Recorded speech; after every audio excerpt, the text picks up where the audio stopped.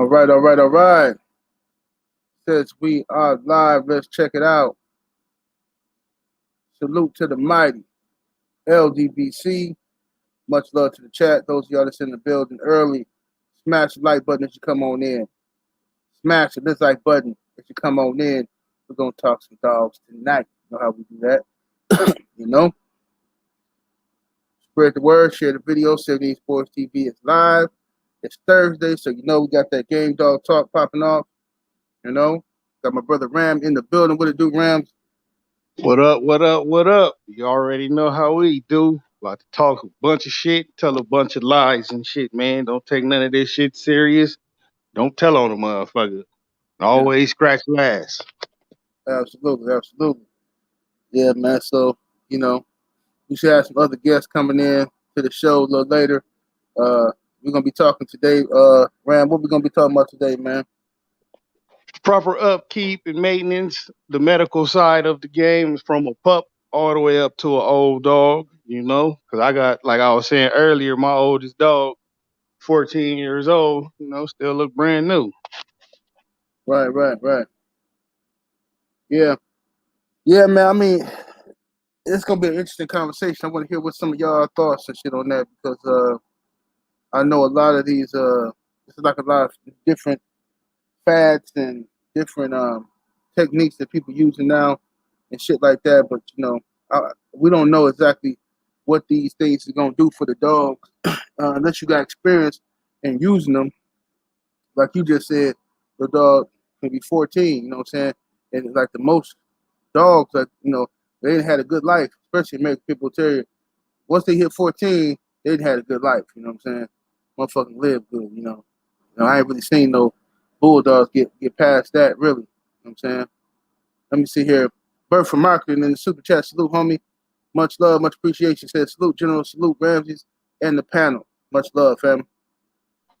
Salute Berto. That's the homie right there. He always showing love. Yes, indeed. Let me scroll up, see if we got in the building so far. Love is the word. Salute, sister. How you doing?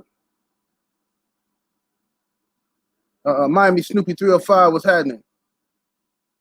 Demo 84, salute. Much love. Dillian G, salute. Gravy Davy, what's happening, fam? Kai the Face Stealer, what it do? Bird 702, Rebel City, what's happening? Young World, what's happening, family? Antoine Nelson, salute. Hardy Dogs, what's happening? Goods Vision, salute, homie. Student for Life, Dog Trainer, much love. Nazaro Watkins, what's happening? Oh, shit. Skipped on me real good. Shit. Let me read the super chat. Salute, Jeremo in the super chat. Appreciate the love, family. He says, what's up? Kev unblocked me on IG. Who is this? Who is this? Who are you, bro? You talking about unblocked me on IG? I don't know who you is, especially calling me Kev. I don't know who you is, fam. Don't nobody call me Kev, bro. I don't like shit like that, fam. I don't know what the fuck that is. Some weirdo shit.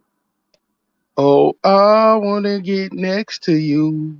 Looking ass. Yeah, I don't know what that is, bro. Call me 78, fam. Don't nobody call me. People call me that. Like, shit, my family don't even call me that. That's what I'm saying. I don't even know what these niggas be talking about on the internet, bro. Let's see here. I'm blocked you on Instagram. I don't even know who you is.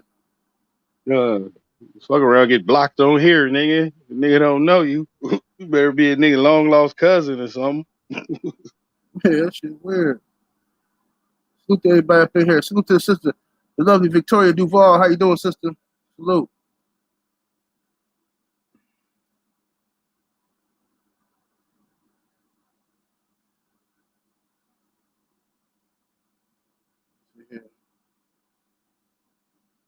Cooking with Chef and more. Salute. How y'all doing? Yeah, cooking people in here.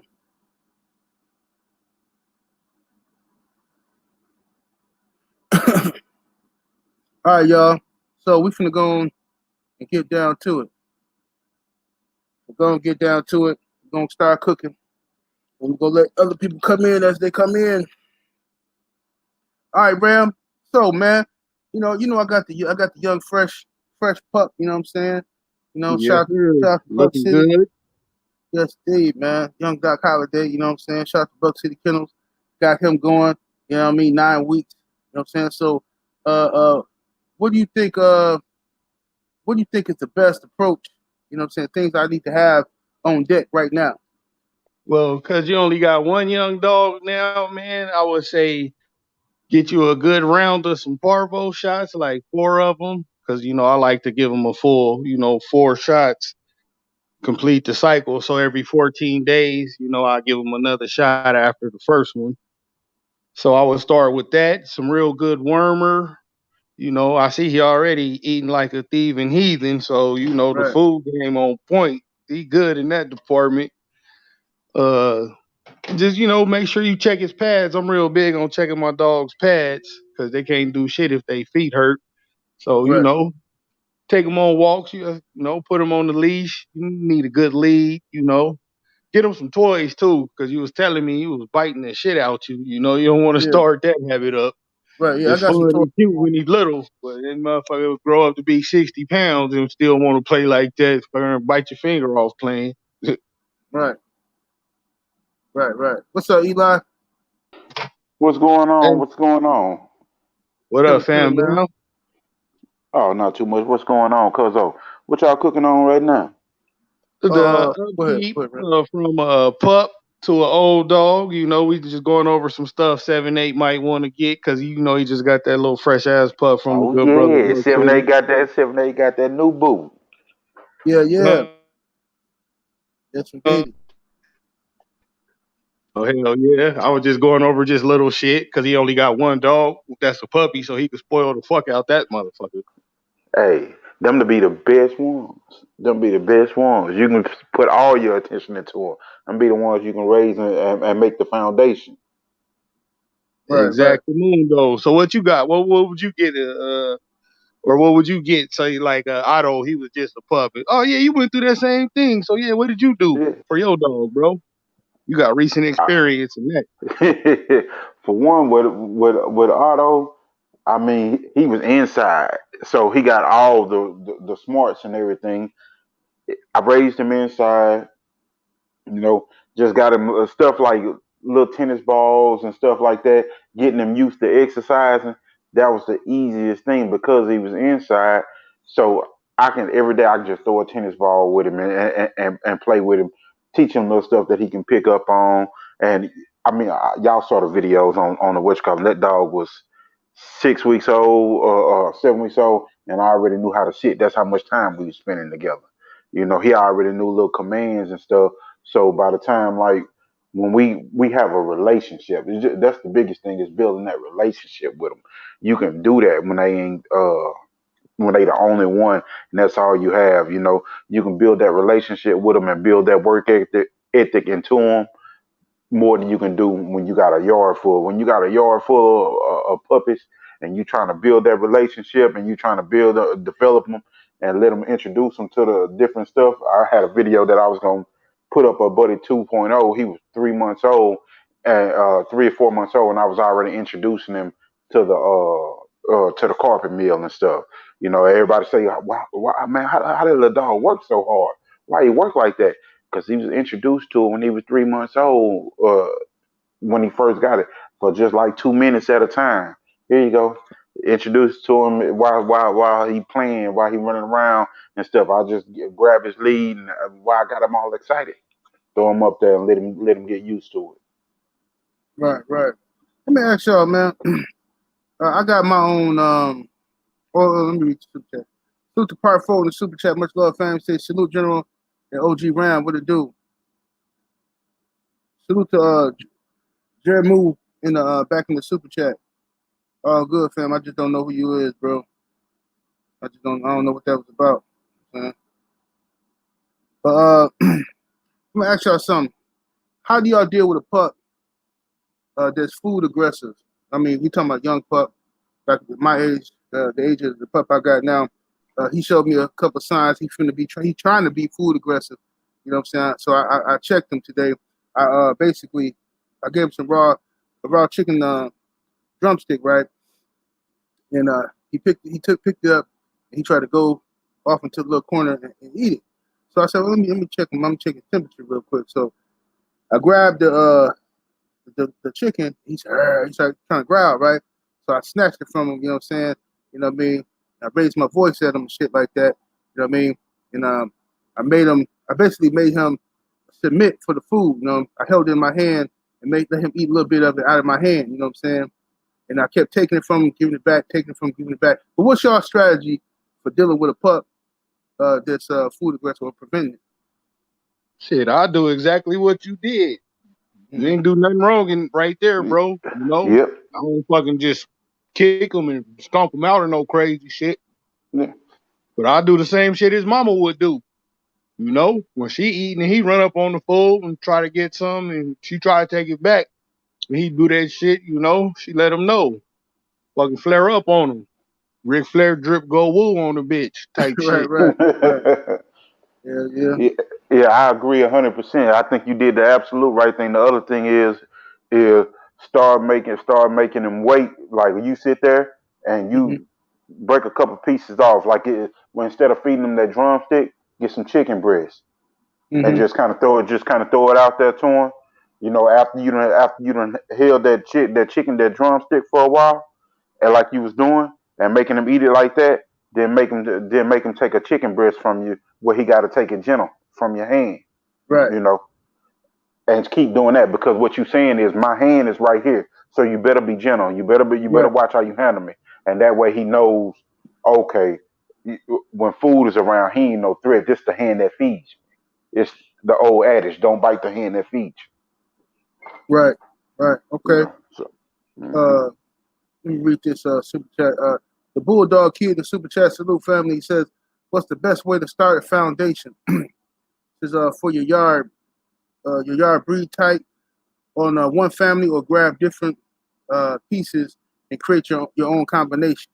What's your opinion on that, Ram? Really, it depends what you want to do with the dogs, you know. So your first dog, if you want to go hunting with them, you know, get some dogs from motherfuckers who hunting with their dogs. But if you want to just basically start your own line from scratch, then invest in a brood dog, you know. It's not really a loaded question, but it all depends what you're trying to do. If you ask me, you know, because brood dogs could produce hunting dogs, but if you're trying to hunt and then build your brood off of that, just be worried that your hunting dog might not produce as good as he is. You know, some dogs don't produce up to their standards. Some be super producers, so just be mindful of that. Would be my best advice for that. As far as tight breeding bloodlines and all of that, I seen dogs fucking scatterbred that produce good and dogs tight bred that produce good.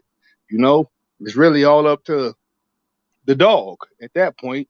It just from my experience, what you got on that, Eli? I'm grubbing too, so ain't trying I to be mean, short with y'all, but I'm hungry you as I good. am. I mean, that's the absolute truth. Honestly, like you said at the end, dogs tight bred and loose bred produce. Only the difference is who you get a dog from. Y'all gonna hear me repeat that over and over. And the individual dog. You don't matter that about you actually having a super tight dog. And at that point, when you're trying to start a foundation, first thing you need to have is a foundation for yourself, a standard for yourself. So you need to have your own experience. So if you can get around a good dog, man, and get a dog from them, you really can't say which direction you want to go until you have that individual dog that makes you say, I want to breed around this motherfucker. Because if you say it, you just doing it just to be doing it. And that's just something that's subjective. But if you're objective about creating a family and that one dog just stumbled upon you, then that dog is going to show you that I need to be bred around because it's going to be something that you want from that dog, that you see from that dog. So whatever you breed around to start your foundation, it need to be something you see, and you need to be got it from the right family where a standard consistency done came from. If you're not doing that, then you just breeding dogs. And if you just breeding dogs, all you're gonna do is breed yourself into a hole, and then you're gonna be starting all over again and looking at yourself like, damn, I just wasted all this money. Okay. Uh, yeah, I would agree with you. I think that it depends on what you want to do with the dogs, man, and what you're trying to do with them. If you're a fan of certain bloodlines or something like that, you can, spend your money wherever you want to spend it. You know what I'm saying? Buy what you want. But I think that, if you're trying to start your own line, I think it's going to take years and years. You got to be dedicated to that shit, man. You know what I'm saying? You got to be dedicated to it. You can't just expect to, as soon as you jump in the game, your shit just going to pop off beautifully and shit. You might get lucky, but most likely it's going to take you some years to really find that combination that you like and shit. You know what I'm saying? But it's working right.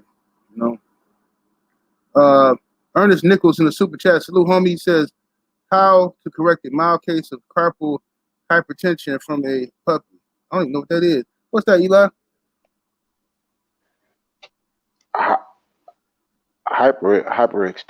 Extension. Carpal hyperextension. I would say Is that the hind leg where he done overextended? Did he overextend doing some play? Yeah, I was gonna ask too, but The just hind for leg or that, shoulder? what I use is like low impact workout in a swim tank. Get him a Mm-hmm. floated vest, something that keep him buoyant. Put him in the swim tank. That way he could extend whichever leg is hurting to its fullest to get that stretch out in it without putting his body weight on it. Okay. Yo, what's going on, y'all? What's up, my brother Thompson Kittle's in the building, and the brother What's Buck going is in What's the on? going building, Yes, on? brother. sir. Salute. What's going What's up, on? Buck? What's up, Thompson? Chilling, man. How y'all Both of these doing, man? boys Salute, just jumped Kings. on. Y'all Salute, two dog Kings. in now? Salute. Hey, let me Salute. read this super chat, and then What's going I'm on, gonna go to my y'all. Kings? Go to y'all about these questions. I'm gonna go to Buck and Thompson with some questions we had earlier. Mo G in the super chat salute says a good raw maintenance feed and how to prep. A good raw maintenance feed.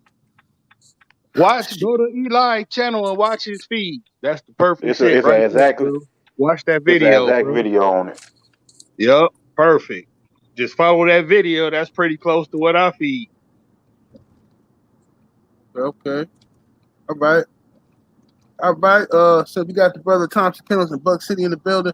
Hey, I'm gonna start with you, Buck. What's your we talking about we started off talking about nutrition and no, did we cover that yet, man?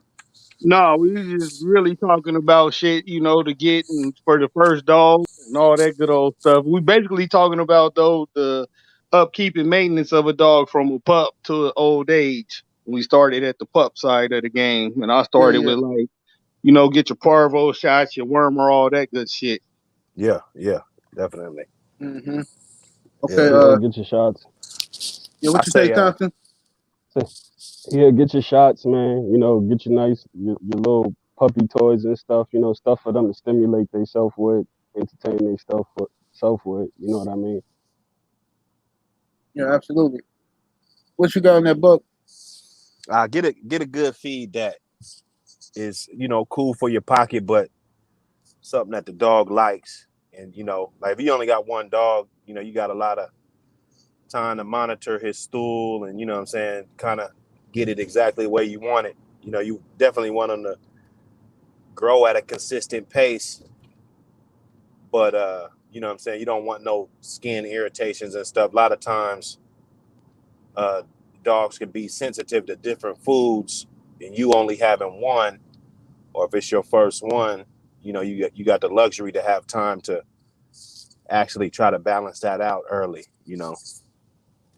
Right.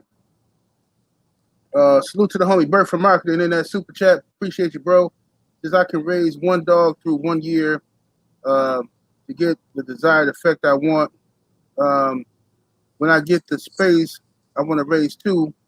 Says, what are your pros and cons of two or more? What's your take on that, Ram? Ram over there fucking up some spaghetti. Yeah, I just maxed that shit, so I'm back now. Fucking like my best success has been like if I got an older dog already, and then I get a new dog, I introduce him as a pup, and it's of the opposite sex. So say if I got an older female and I just got a young male pup, I let her teach him the ropes. But you want to make sure first because some of these motherfuckers don't give a fuck. If anything on foe, they go. So you once you get that established that your dog ain't like that, introduce them slowly. Don't feed them together too soon at all. Really, none of that shit because the fight will break out like a prison riot. Uh, just do that, man. Just keep an eye on them. Dogs are still animals and they love companionship. Still, being around another dog, get to run around the yard and all that good old shit. So yeah, I would do that. Just opposite sex if you're gonna introduce another one. More than that, put them in kennels, bro. If you getting game bred dogs, you can't raise these motherfuckers like a pack of bullies. It's gonna go down eventually. Yeah, You eventually don't it's gonna want be a them problems. motherfucker. Eventually it's gonna be a misunderstanding. You Yeah, know it's what I'm gonna saying? look like a goddamn 96 prison riot in that bitch when you get home, nigga. Right. What's your take on Bodies that? all over. What's your take on that, Eli? Kind of piggybacking on what Ram said. It's a pro and a con to it. That if you have an older dog and you can be able to raise that one older dog, you can break all the bad habits. I'm one of those people that believe that dogs on the same yard develop some of the same habits. If you got a dog with bad habits, they'll pass that on to another dog. If they eat shit, chew on the fence, chew on the chain, stuff like that. If you got all those bad habits on the yard, if you can't break them, you might want to think about moving that dog somewhere else before you bring a new one because they will pick that shit up. Yeah. They will pick that shit up. You'll have a dog that you'll be looking forward to going hunting with or going to go show or whatever, and they'll fuck around and be, the teeth all broke out and everything, and you ain't nothing you can do with them but just look at them at home because they get points taken off because their canines all broke and they can't really just hunt the same because their canines broke. Right, right. So What you think about that, Thompson? Yeah. Wait, what? The question was what? Having an Uh, older dog and introducing a new puppy? yeah, like what's the pros and cons of having yeah, like he got an older dog. If he buy this older dog and then he get another one, so he gonna have two. What's the pros and cons of having two of them? And we talking about game bred? Game Yeah, bred? yeah, Yeah. Well, first, if you got the first dog, you need to make sure your housing situation for that first dog is correct. Like it's very similar to what Ram said. I've seen certain situations where you can pull certain stuff off, but if you talk about game bred animals, you know what I mean. Just the possibility of that occurring, you know what I mean. Them dogs hooking up, you'd have to be a real firm handler.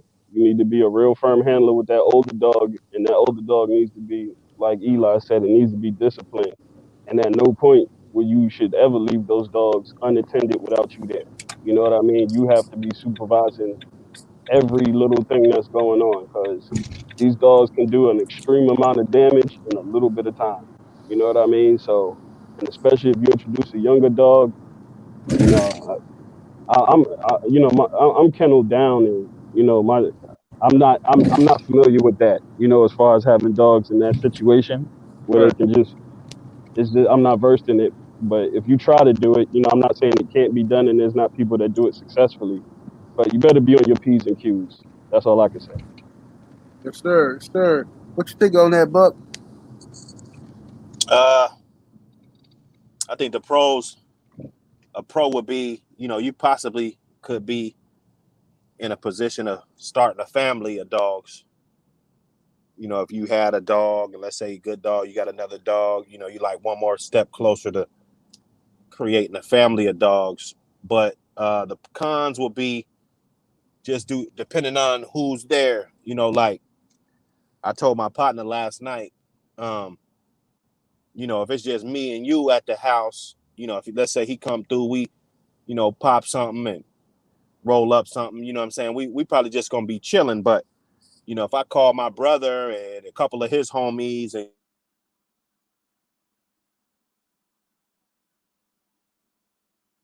Hello? Yeah. Yeah, yeah, Oh, there you you went go. out, bro. There you go. I hear you now. Yeah, nah. So just different personalities and the temperature definitely changes. When you start adding pieces to the yard. So, like your dog. Yeah, Buck, you going in and out. Damn, you gonna have to repeat what you saying, bro, because you went out again, family. Yeah, I think it's the you might need to get underneath the Wi-Fi or something. I think you might be in the car or something, walking around. Let's see. Let me go to Damn, the. he was cooking too. Yeah, you were. I'm gonna go to the super chat and come back to him. Uh, the Bulldog Kid in the super chat salute. He says, "How many years did it take you, brothers, to feel like you had a good grasp on producing good dogs and become established as dog men?" Okay, think, Ram. Yeah, man. I had to go the hard route, when I got a dog, it wasn't no fucking I ain't know about no journal or nothing. I'm 12 years old, nigga. I ain't know no dog, man. None of that. So I had to go the 10,000 hour route, bro. you Right, know, I had to learn this shit the hard way, which, I'm grateful for it, because I can spot a cur a mile away now, nigga. right. But, you know, it take time, bro. If you lucky enough to be around, real handlers, conditioners, breeders, and feeders, it'll take less time. But if you fucking ain't got nobody like that, man, and you just dedicated to the game and grind it out, it's gonna take a long time, bro. But it took, I'll say, about 10 years, before I was comfortable enough to say, I could get my dog prepared for a show, on my own, no help. I could take care of my own yard, got all my medical game down, all of that shit. Like, it take a lot to be a dog man, bro. You damn near a veterinary, goddamn chef, nigga, Mm-hmm. master breeder all in one. Like this dog man shit, we talk it. It's easy to talk about, but motherfuckers got years in this shit. This shit is hard work, bro. No cap. What about you, Eli? I got pretty lucky. My first dogs that I was showing, I had a blue game dog mix, and I showed him at the confirmation shows. And as I showed him, I met other people, and then I got to other dogs. But showing him, I learned how to actually do a keep. So I was learning my keep and learning my feed at that point in time and everything. And then when I met a good dog, man, then he started passing me some knowledge, and then I got some of his dogs, and I also had a buddy. I got a dog from him. The first breeding I did was like lightning in a bottle. I got 5 W's off of it, and I got four performers off of it, and it was like everybody was like, "Whoa, okay, okay." And my first keep was so flawless. Everybody was like, "Good God Almighty!" People were trying to pay me to do keeps. Right. So I got lucky because I had that time to actually learn how to focus on just my dog. I wasn't worried about a family. I wasn't worried about breedings. I was just worried about going to the show, having my dog look good, and knowing what the body what was like. And I was watching him then while I was doing it. So in 5 years, I had in the first 2 3 years, I had my bullshit dogs that I was just learning my keep through and from neighborhood. And then when I got my real dogs, when I did my breeding 2 years later, it was time to go. Okay, okay. What's your thoughts on that, Thompson? Well, it's been a little while, man. Like I said, I can't say a certain amount of years, but I feel like I ain't get to where I want to be yet. So, I'm real humble with it. I think it's so much more that I can learn and so much more I can do. So I just keep it to a process where I'm constantly taking information in. You know what I mean? Right. The biggest part is, like you said, you got to learn how to keep your dogs alive, be able to know how to condition your dogs and work your dogs. And like Ram said, damn near being a veterinarian. It's so much. It's almost like HVAC work. You got to be an electrician, a plumber. You got to know how to do so much because people think it's just having dogs. You got to be a carpenter. You got to know how to build stuff, put stuff together. It's a lot of work. that's entailed in this, and you got to be a jack of all trades, and being able to acknowledge when you're not good at something and trying to perfect that craft or whatever part. Because a lot of people will do stuff in this that they excel at, but they won't put that same effort to the things that they don't excel at. You know what I mean? There's Right.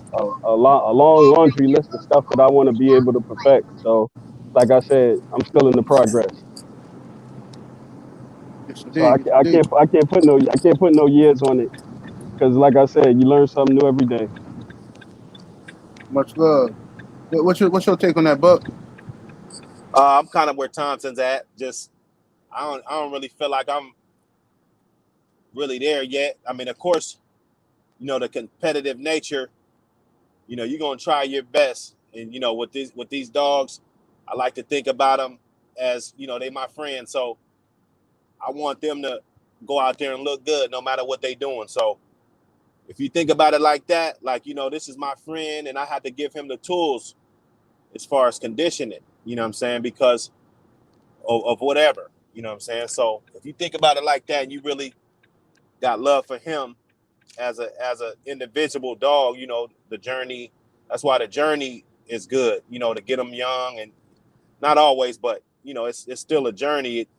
It makes you be a little bit more attached to them. So you're not gonna be wanting to slack off. You got 2 weeks left, 3 weeks left. You know what I'm saying? And it's almost showtime. You want him to go out there and look good. So it's kind of like just lacing up your best friend, man. And pretty soon you'll get better. You might not give them the sweet potatoes this time. You might not give them, I used to give them the canned spinach and shit, till I looked at the sodium and shit on it. You know what I'm saying? And it's like, oh fuck, let me grow some of these joints in the back like mom's taught me. You know what I'm saying? I'm a Right. do. You start to switch things up, and you know what I'm saying. You might feel like you worked them a little bit too much. You know what I'm saying? Just it's trial and error. I say just get out there and work the dogs, exercise them. Of course, you got to know the dogs because his attitude when he's feeling real good. Like, oh, he's feeling good today, or he might not be feeling so great today. That's something that you got to monitor. You can't just go back there and just if he's a dog, he licks or barks. That doesn't mean that he's feeling great today. So it's just a lot that you could learn with these dogs. It's a million different lessons. Just only time you fail is when you quit trying. That's my thing. Yeah. Hey, salute to the Part 4 in that super chat. Much love, bro. So I'm gonna ask y'all this. I know Eli. Oh, Thompson just dropped off. I'm gonna ask Eli, man. Because you were talking earlier about the of how the pup, working the pup and stuff like that, and putting them on the meal and stuff for a couple minutes at a time. So what would be a good method to that madness? Like to getting them in there just a few minutes a day or something like that, or what, a couple times a week, or what would you recommend for that? You know what I'm saying? Or getting the pup used to working. Just like three times a week, maybe 2 times a week. You ain't trying to get him just going the first time, maybe just like 2 or 3 times a week, and do it like when you get him playing and you get him playing with a little toy, because you're gonna use that toy to encourage him. Right. You're gonna use that toy to encourage him. So when you get that toy and you get him going, take that toy and put him out. Get him used to a walk first. If you can get him used to a walk, you start to see him get hyped for his little walk. And then when Right. you start playing with him with his little toy, then take him over to the mill before you get ready to take him for a walk. So once you take him over to the mill, after you done got him playing with that toy, and he start coming for that toy and playing with it, and not thinking about the meal, now what you got going on is you like, okay, you got him in a repetition. So then when you take him off, you go take him for his walk, because that starts to develop the mindset of cool down walks, and you getting used to your own regimen too. So when you get used to a cool down walk and warm down, when you bring him back in the house, rub him down. Just in case he hadn't stretched any, like they was talking about corporal hypertension earlier. If he didn't stretched any muscles or did anything, that rub down right there will start to tell you you'll feel any sore spots. If you done took him on a walk and stuff, then you'll get used to checking his pads and all of that stuff. You just developing a dog and yourself on a routine, and the dog gets used to that from a young age. Okay. The brother, the Bulldog Kid, back in that super chat. Appreciate you, homie. He says, "What's the best way to handle discouragement in these dogs? From a dog not turning out or just failure at a confirmation show or weight pull?" You mean like for a person or for the dog? A discouraged dog is a discouraged dog, you know. But if you get discouraged, look at your dog and say, if you want him to be fucking dead game, your ass better be dead game there with him. It's when when it comes to people as individuals, it's you just got to remember that it's about the dogs. It's about having the best dogs and recognizing the best dogs. And that's all it's about. It's not about the owners. It's not about puppy sales. It's not about none of that. At the end of the day, it's about having a good dog. So if you, in your eyes or everybody's eyes, it's clear that you didn't have the better dog. It shouldn't be people laughing at you. That's how you know when you're around immature people.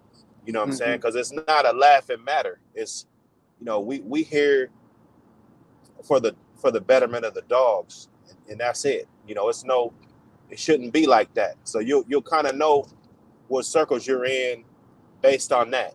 If it's a bunch of people laughing at you and shit, then you're probably in the wrong circle.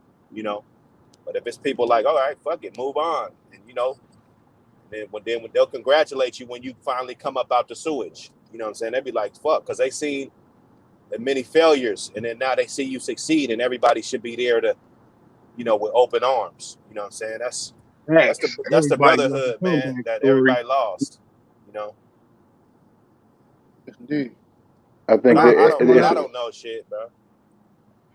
Yeah, you know a lot, but I think the common fact that keep coming up is the people, man. The people choose quality people because quality dogs come from quality people, man. You get some bullshit people; they might have some good dogs, but the quality of them that last, that's what it's been. You get bullshit people a lot of times; they'll be long gone in no time, or they'll have a bad reputation. Nobody really deal with them. When you get good dogs from good people, you start to see the quality of them. I mean, that question in itself, getting discouraged. When I first started weight pulling and comfort, I saw the bullshit people that try to make me break my dog.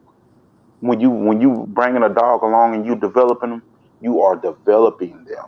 You bringing them up to a level. You don't go from kindergarten to high school on the average. That's some freak Right. stuff. You don't go from playing Pee Wee League to playing in the pros. That's not how that goes. You develop. So the biggest thing is so you don't discourage yourself or that dog, and you get the best out of that dog. Is remember that you develop them. Give them a little bit at a time. Don't overfeed them with information. Don't overfeed them with the level that they have to perform on. Understand that dog and give them a little bit at a time, and start them off early, like we use like 7 8, but bring it along. If you start them early and give them a little bit at a time, you work towards that full on development. Yes, indeed. Yeah, you gotta take it one day at a time, man. Like I said, discouragement. I tell you, I say it all the time. This game will humble you. It'll humble you dramatically in an instance. It just humbles you. So being able to deal with adversity in these dogs is the same way it is in life. Because I don't know nobody out here who got an easy life. Everything just go the way you want it to go when you snap of a finger. Yeah, I came up my whole life struggling. So handling discouragement, you know, just like Ram said, that got to be part of who you is and your character as a man or a woman dealing in this. Because you put a lot of time and work into these dogs, and some things just don't pan out, and you got to be able to bounce back, go back to the drawing board, and like Eli said, you learn a lot of stuff. You learn the quality of dogs you get from certain caliber of people. You know what I mean? Certain stuff that you see is not flukes. That's why we had that conversation about family trees and stuff, because the key is finding something that works consistently. and being able to build from there. If it's not consistent, it's real hard to build. You know, building is only as strong as its foundation. So all I can say is keep your head up and tipping on what Buck said. You know, keep clown motherfuckers from around you, because people, it's easy to down somebody. You know what I mean? It's always easy to throw rocks and stuff. But like I said about that mountain analogy, man, same people you see on the way up, your ass will see crashing back down. So I just say, gotta be Teflon out here in these streets when it comes to this stuff. That's my take. Yo, Man, Hey, that was real. 7-8. yo, I can answer that question on that carpal hypertension. I just looked at it and saw what it was. okay. That's the old Rams. You know how they walk the duck walk, the duck legs, the old calcium deficiency. No, not enough sunlight in a pen too long, Yeah, or inside too long, and they wrist start to go limp. The dog yeah. need calcium. The dog need calcium and sunlight. He calcium deficient, so his bones start to underdevelop. He needs vitamin A. He needs Mm, Kind vitamin of A like and vitamin rickets. D. Yes, yeah, exactly. It get like that. That's that old shit right there. The biggest thing yeah, is gonna be that if you let it get like too bad, then a lot of time is this dog inside most of the day, and probably he's your only dog and in a crate while you're going at work, or he's in a pen outside, Yep. but he's in a real shaded area that's away from the sun. A lot of Yep. times that's some of the stuff that happens. Yeah. We was talking about the eggshells and the raw to get that calcium from them bones and stuff. Me and Rams was chewing on that the other day. And when you same. brought up that sweet potato just then, but you was right, because I just did that little deal on sweet potatoes, and they high in vitamin A. So you might want to add like some sweet potatoes or some carrots, lightly Right. steamed, because if you just add them just raw whole, the dog's body don't digest it like that. But Right. if you lightly steam them, it's gonna give them that beta carotene and that vitamin A, and that vitamin A is what's gonna help the development of bones and skin like that, and the Mm, immune system. okay. That shit helped me out. I'm over here listening like, yeah, okay. Yeah, that shit helped me out. Shit. Like, shit, I'm about to I let people know. research your questions. If I don't know the answer right then and there, a lot of times, and I'm pretty sure it's the same thing with Buck and Ram and the rest of y'all, we forget more than a lot of people know, and it's just a Mhm. little quick jogging of the memory, just because we have to ask those same questions once before. And once I ask those questions before, I can give you an answer if I go look it back up. Right, right. That's a healthy Uh, panel. yes, indeed. Healthy panel.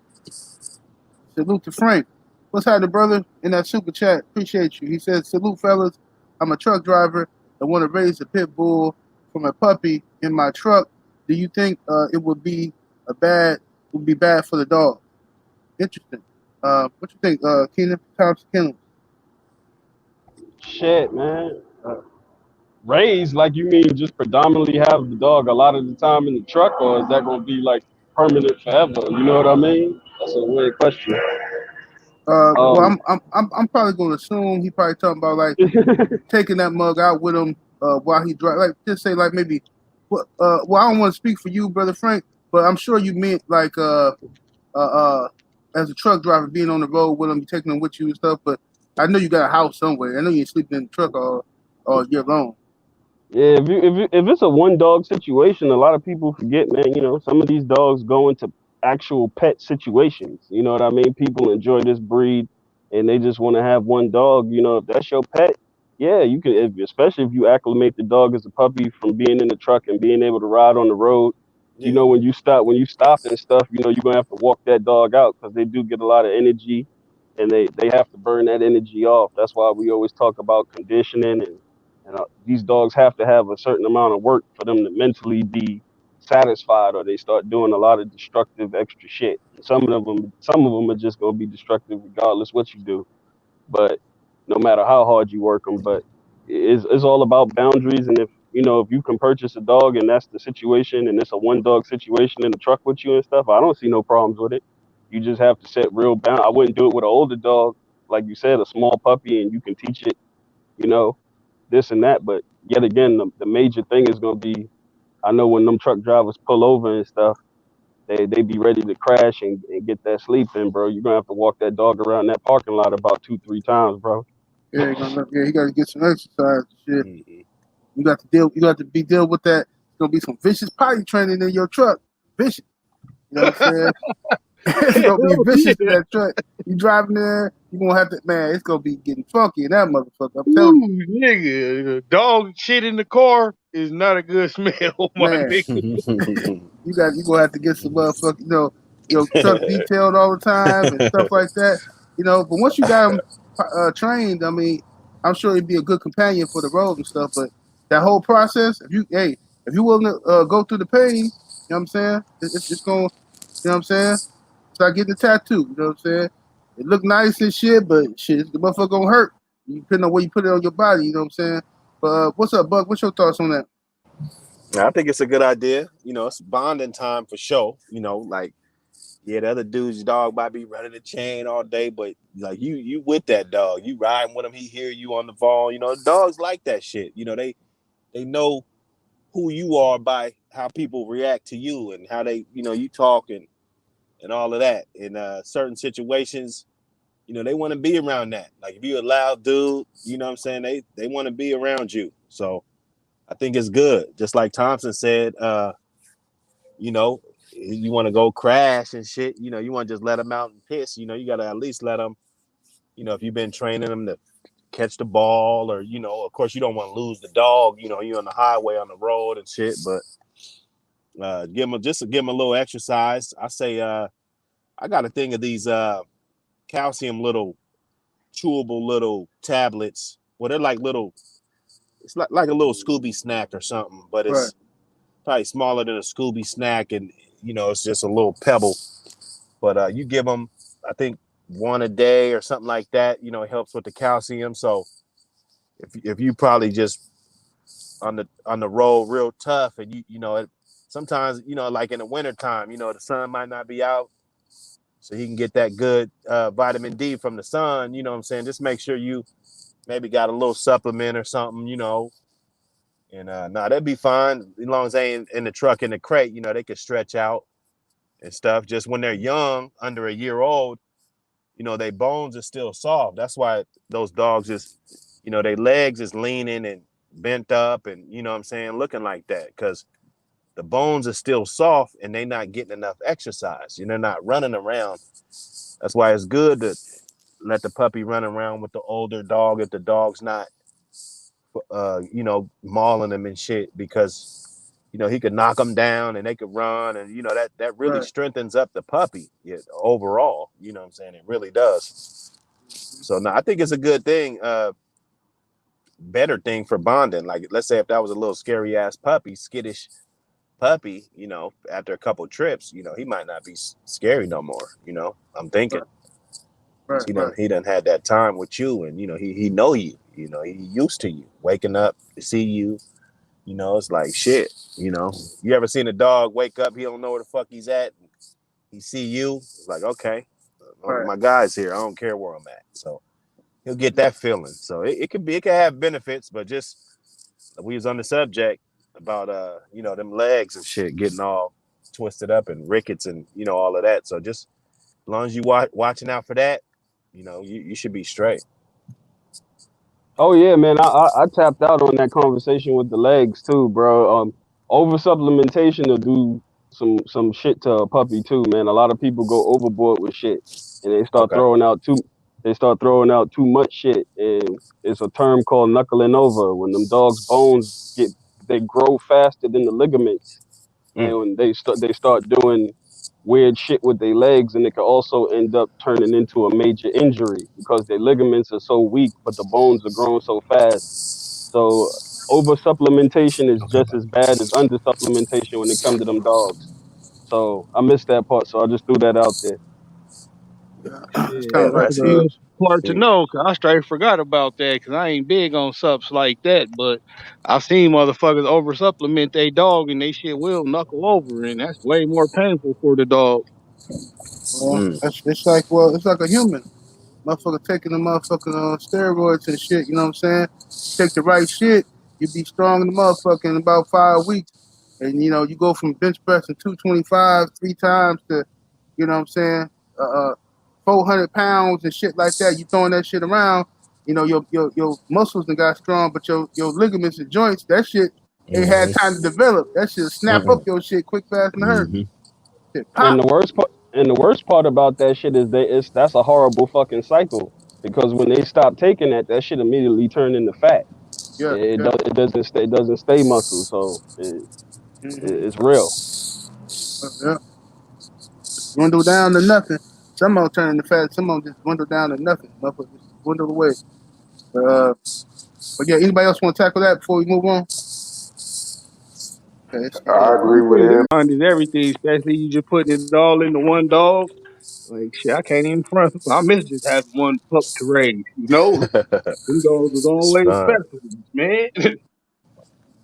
So yeah, I say do it. Just be patient enough to not get mad when that motherfucker shit, piss, throw up in the whip, and you way out in the middle of nowhere, and that shit smell terrible. El terrible, terrible, nigga. Once you get past that, though, it'll be a beautiful thing, bro. I say do it. Right. All right, the Bulldog Kid back in that super chat showing a lot of love today. Salute, fam. They just want to say thanks for answering all my questions. Brothers, I'm 22, started in the dogs when I was 19. This chat means the world to me. Thanks. Hey, thank you, brother, for being here. And I'm glad we can help you out. You know what I'm saying?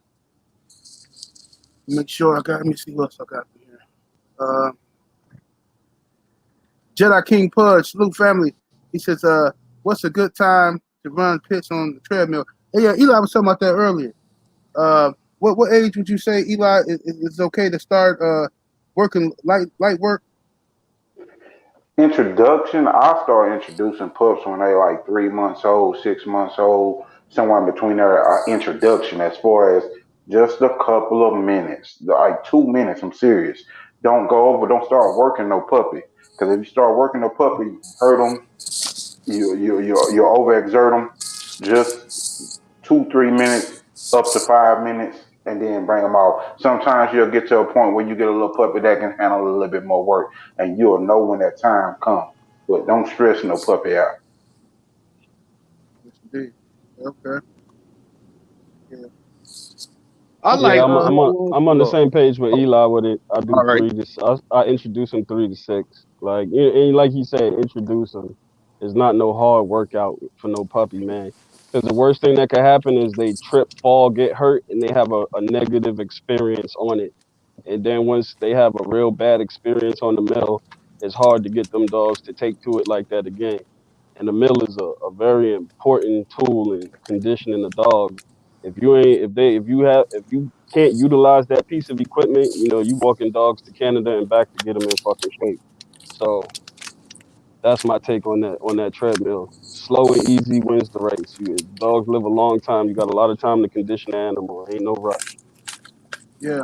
Don't be in a rush to compete with nobody or, show people that you're working your dogs and none of that. Just take your time, man. Take your time. Let the dog grow and develop. You know what I'm saying? Ashanti Mindy in the super chat, salute family, says, or in the chat, not the super chat, but in the chat, says, hey, question for the panel.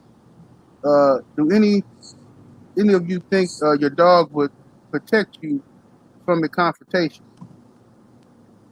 It depends on which dog it is. Yeah, If we talking about, some of my old dog shit, hell yeah. Nigga, these motherfuckers will bite your ass. With some of my bully shit, fuck no. You fuck around and whoop my ass and then can leave with that motherfucker. If you gonna leave with you, it just depends on what dog. These dogs ain't bred for that though. Now right. my Malinois, fuck yeah, I wish a nigga would. It's gonna look like Jim Crow in this bitch. Yeah. I had a few dogs. You know, they'll try to get funky. You know what I'm saying? Like that's why I try to put my dogs up from. Cause sometimes me and somebody else it'll be an argument, but not a fight argument. Just like just some stupid shit. Motherfucker be arguing, at a barbecue or something. Like nigga, you cut horse and you got a Right, heart. exactly, stuff like that. And my dog recognized the tone of my voice when my voice raised, and then they look at the other motherfucker, and then they start, getting a little frisky, like, what's happening? We finna jump this nigga? What's good? I'm like, nah, we good. Just relax. You ain't gotta do nothing. I gotta put the motherfucking dog up. That nigga out. Mm-hmm. Dude. Salute, Lala. How you doing, Sister Lala D in the building? Thank you, sister. Appreciate that super chat. Yeah, but okay, hey, man, let's get to the show topic, man. Let's talk about them. What y'all recommend, man, for nutrition and stuff like that, man. We pretty much let's start from the pup and let's move through to the young adult stage, man. What type of nutrition or things should you have on hand to keep your Well, one dog? thing I say for you and anybody that's listening, that's where it get cold, I'm gonna shout this out to my young homie Pup. He put me up on this shit. It's called Enerjaw. It's a good source of fat they feed to horses, but in cold places, man, that shit do wonders for your dog. I mean, Called Energy. yeah, I send you the link to it, bro. It's real shit. So if you at where it's cold, look into getting that and just however you feed, just you either put it on the dog food or in his water. I was putting it on the food. That's a good source of fat. I like to use when we go on the confirmation shows and shit. Like I'll get them on that, and then I can work that fat off of them, get them all chiseled up. But it's a good energy source too. So I would highly recommend y'all invest into that. It's not too expensive, but it's not cheap. We'll say that. Yeah, yeah, Other than that, man, I hate to say it again, repeat myself, but check out Eli Zachary video. He got all the shit in that video that I would use if I'm not already using it. He feeds exactly how I feed the food. He just used a couple different supplements. You know, some of the shit I used to use, but it's so hot out here for so long. It become a hindrance to the dog. So I had to cut it out. But it's all good shit. For real. If you can, Eli, drop that link to your video in the chat, bro. yeah, yeah. Okay, most And, definitely. and, and what? And, Yeah, because I okay, got to see that one. let me ask y'all too. The Thompson, I know you got dogs and you breed dogs. So what do you do for do you keep shit like Dime on hand and multivitamins for dogs, or how do you deal with that? Uh, I'm not a huge supplement guy. I use it when it's necessary. I don't use a lot of supplements on younger dogs. Hmm. I like with younger dogs. I like to stick with my routine. I do raw and I do kibble. You know what I mean? And I just try to be consistent with what I got going on. As far as when they get a little bit older, like older dogs, you start using glucosamine and certain things like that to help with joints and stuff like that. But as far as supplements, I don't go too crazy with it, man. I use Dine for younger pups and stuff because Dine it tastes good to puppies. So you know what I mean? It helps them take the stuff, don't abuse it. Like people to pour a half a gallon of that shit over their feed. Like take your damn time with it. You know, use everything in moderation. But as far as supplementation with younger dogs, I'm not heavy on it because I like to see genetically what those dogs manifest into as they mature. You know what I mean? Right. So I want to see naturally what the dog looks like. Then I want to see what the dog looks like with work in it. Then I like to see what the dog looks like with work with supplementation. It's a process that I go through, so I know what I'm dealing with. But it's real easy to lose track of what something started out as. You know what I mean? Right. This dude going reckless with the horn. Train going through. Yeah, we got all them trains around here. But what you call you just want to go? It's a maturation process when you're going through dogs and knowing when to add something into the equation and when to remove something from the equation. But I just like the basics. Good genetically built, put together dogs with good, clean water, a solid feed program, and build from there with it. Okay, okay. Um, what about you, Buck? We already pretty much talked about the puppies. What about for young adults, man, or adult dogs? What should you have on hand? You know what I'm saying? That most people might not know. You know what I'm saying, other than the obvious shit like food shit, but what type of supplementations, if any, should a person with one of these dogs have on hand? I personally think also as well. I think it'd be this ain't got nothing to do with supplementation, but I think it would be wise. I think it's a necessity for every owner of American Pit Bull Terrier to have a breaking stick. Um, It don't matter if you, oh no, my dogs, no, I raise them. I think you should have one. It's cheap.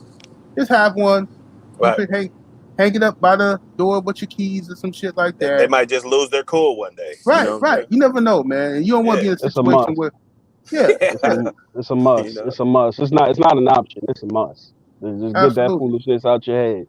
Anybody who's out there who like to just associate breaking sticks with dog fighting, you don't know anything about this breed. Things happen with these dogs, and when they bite down, they bite down. You got to get a stick to get some of these dogs off of whatever they holding. It could be another dog, it could be a kennel accident.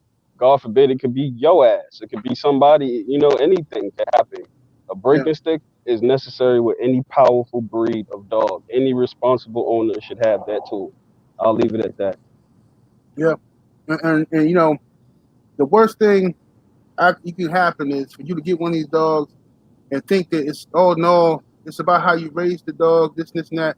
Dog could be fine for fucking 2 years with another dog, and then one day they have a misunderstanding, and he snatched that motherfucker up. Okay, and then the worst thing to hear is to hear somebody get on the phone and call me, hey man, hey, come down the street, man. He just snatched my wife dog. Man, he snatched him. I can't, man. Let him go. Leave him alone. Like, man, what the fuck, bro? You had this dog for 2 years. You ain't gonna break his stick, bro. You could have ended this shit in 4 seconds. You know what I'm saying? But goofy stuff like that. People don't be believing it. They just think it's just, man. But you see them YouTube videos though, bro. Like they be Man. kicking and punching the dog and spraying water up their nose and all type of shit. A Yeah, damn breaking stick is 1, 2, 3. It's over. right. Especially if the other dog is tethered. You know what I mean? This shit's crazy. It is. It is. But what would y'all say for must-haves for young adults or adult dogs? Well, we gonna have another talk about studs, or we ain't got that far. Oh yeah, we can talk about whatever. Let's go. Well, studs. You can go look at California Jack. Got a really nice one. He had that old dog. I think it was Mason's Hammer. Yeah. Oh, okay. Was it Mason's Hammer?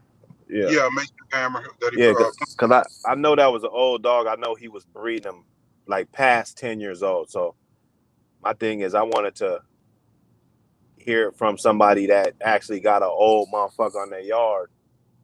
And one of the ingredients that he uses is called Damiana. And that is it's a sex drug.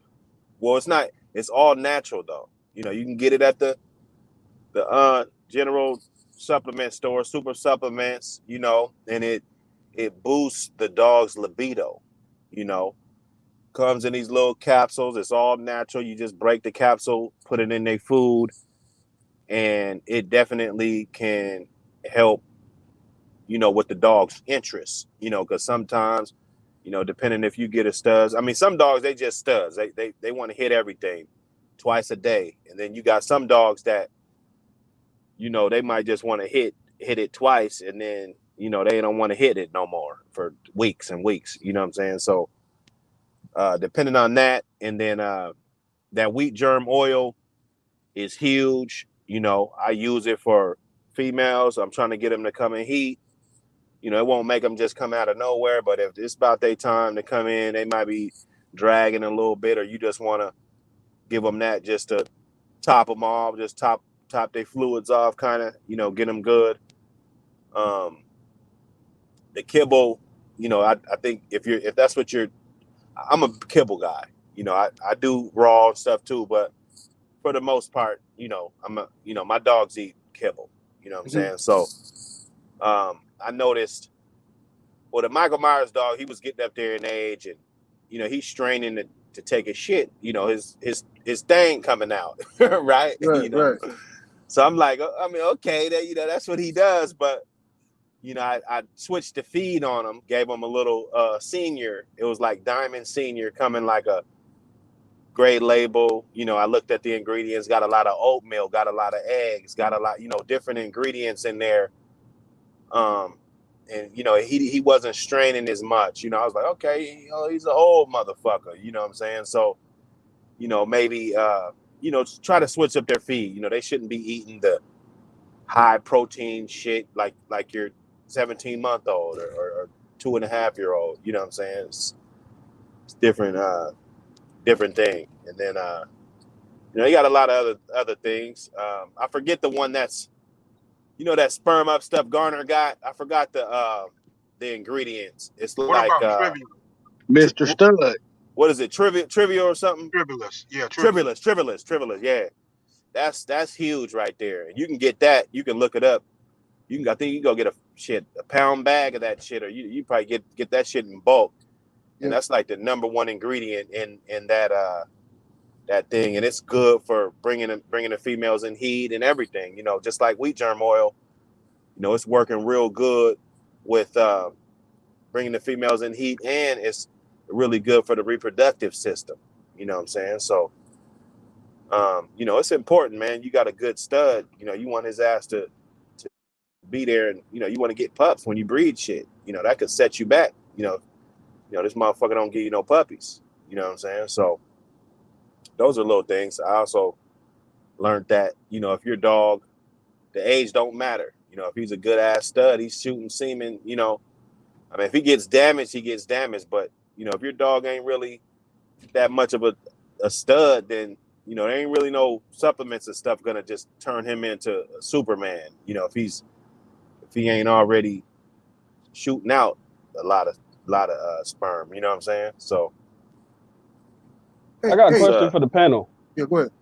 As far as using the stud dog, does everyone like space their stuff out? Cause I've seen a lot of stuff with stud dogs, like giving these dogs the adequate time to recover too, man. You know what I mean? Like you know, people get a very popular dog and then it's just like, let's bust some nuts off and everything go crazy, and that shit take a lot out of them dogs, man. You know what I mean? Like yeah, you got to reflect on them dogs like you. You know, if you eat a big ass plate of food, you ain't trying to jump in no ass. You know what I mean? It's yeah, you want to chill. You want to chill. You know, some people abuse the animals as far as trying to get what they want. Space that stuff out, and like Buck said, keep the dog healthy. Y'all want the dogs to perform and do all of these things, but a lot of people ain't keeping these dogs in tip top shape to be doing that. So yeah. that's A key lot of too. times I notice like when it's time to breed, that's when motherfuckers want to go get the supplements and shit. You know what I'm saying? I notice that a lot too. You know, it's kind of like, you know, you want to get that stuff in there. Even like sperm up, it's not something you give it to them for 4 days and then let them fuck. You know what I'm saying? It's something that, you know, it's over the course of, you know, a month or something. You know what I'm saying? You gradually, you know, build them up or recover what needs to be recovered, or, you know, balance off his levels on his body. Yeah, if he's a stud dog, he should be maintained like a stud dog, like Buck said. Stop trying to run and grab stuff when it's time to do something. If that dog is on your yard as a producing animal, he should be taken care of like a producing animal while he's there, and then you don't have a lot of those issues. You know what I always thought of when I thought of these dogs? I thought of like the horse people, the thoroughbred. Like my dogs to me felt like they were thoroughbreds. Like this is the best of the best. They are athletes. They need to be fine tuned. If you got if it's football, NFL, whatever, these are the best of the best. You're at the top of at the top of the food chain. You need to be maintained like it. You know, you need to be maintained like it, especially if you're running a breeding program like that. Like for me, it's different. My breeding program was just for me, and all I would do is when I bred, I would breed like every 2 years, every 3 years, and stuff like that. So dogs got old on me fast. They might have got bred once or twice, and then a lot of them honestly did not get bred multiple times or bred at all. You know, some of them would just be dogs that I had them. I had a plan to breed them, or a buddy might come over and they may want to breed to them, but everything didn't get bred. Yeah. Right. I'm in the Hey, same boat with you, Eli. I want to answer You something start for you. looking at papers and seeing these motherfuckers getting old real quick, man. And Yes, hey, you ain't catch a breeding off of them yet. I got 4 dogs over here, 4 years old. I ain't even get a chance that's to all right. breed them yet. 7, 8. One thing with your pup at the stage that you at right now, if you can get some Albon and that Dine, to keep there just in case you outside and the dog happen to lick up some water and it's bird shit in the water or anything. You get your dog is around birds, coccidia, stuff like that. Stuff Right. for parvo. They are at risk of at that age of catching stuff like that. You know, Right. different little stuff like that. Those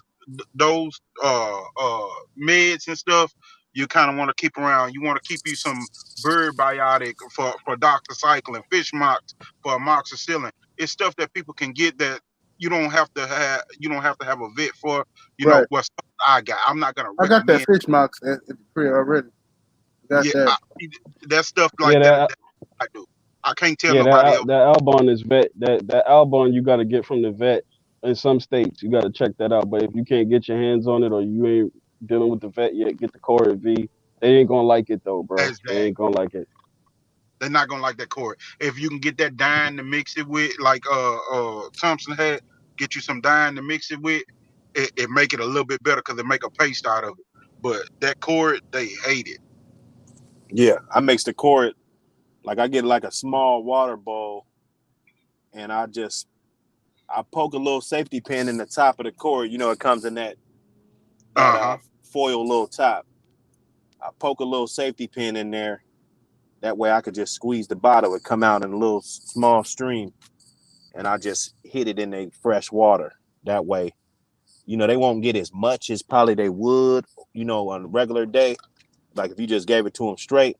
But over a course of time, you know, it helps them out. You know what I'm saying? And it actually prevents it. Of course, I don't want to get it and be like, you know, so I just use that as a preventative method, you know, just for like 5 days, mix it in with the water, boom. You know what I'm saying? Okay. Yeah, you for sure with that or the Albon, yeah, he fuck with me on that, man. I be getting that shit.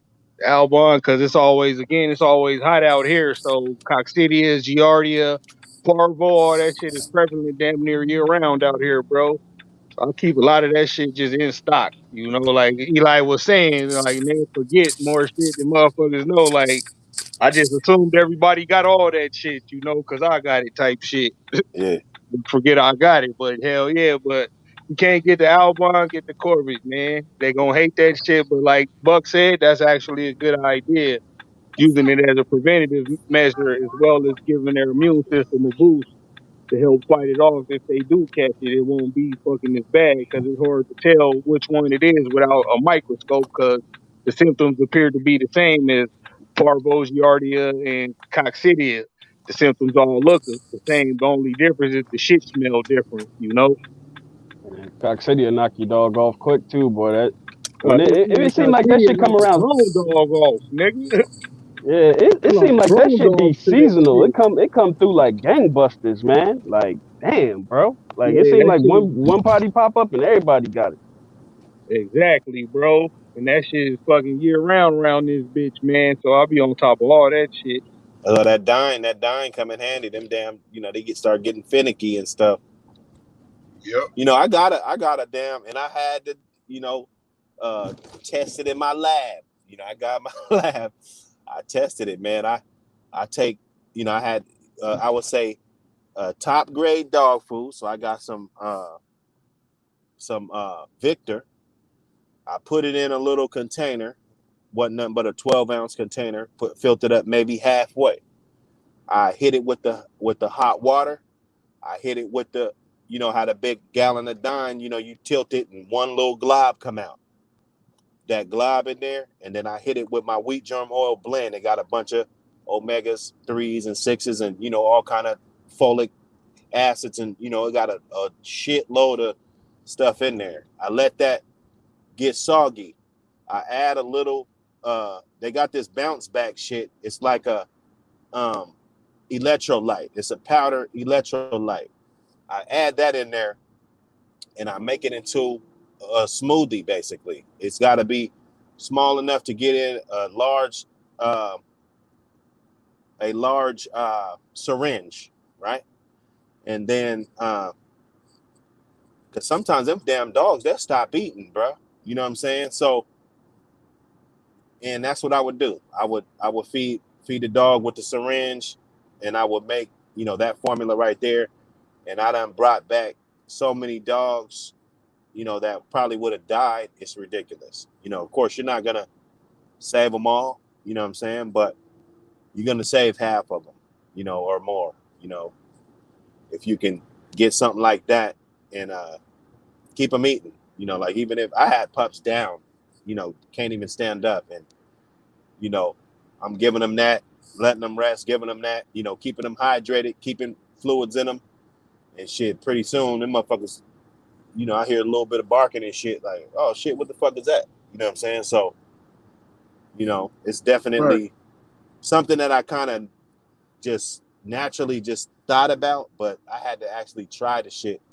Because I was a type of survival of the fittest kind of guy myself,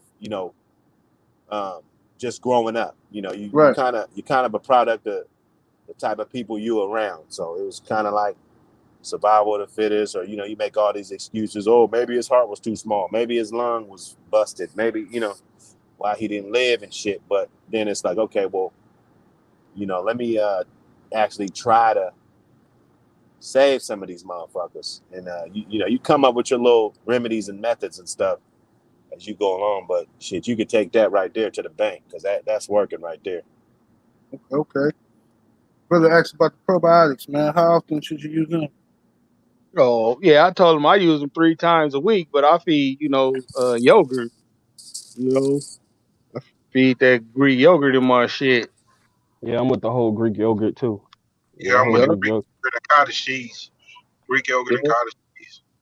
Well, yeah, I use the cottage cheese like when I'm getting ready to breed a bitch too, because that's a good source of calcium too.